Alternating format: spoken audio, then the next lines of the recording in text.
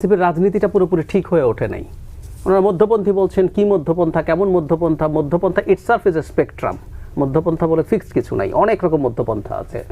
কিন্তু ওনারা কয়েকটা জিনিস সামনে এনেছেন, সংস্কারকে সামনে এনেছেন, এবং একটা জিনিস বারবার বলছেন প্রথম থেকে, সেটা হচ্ছে একটা নতুন বন্দোবস্তের কথা বলছেন। ইনফ্যাক্ট এই নতুন সেটেলমেন্ট বলা যেহেতু দলটা, এবং আমরা এইভাবে যদি বলি পণ্যের মতো ইউএসপি, ইউনিক সেলিং প্রপোজিশন, তারা কি বিক্রি করছেন তাদের, তা আমরা নতুন বন্দোবস্তের কথা বলছি, নতুন বন্দোবস্ত উপহার দিচ্ছি।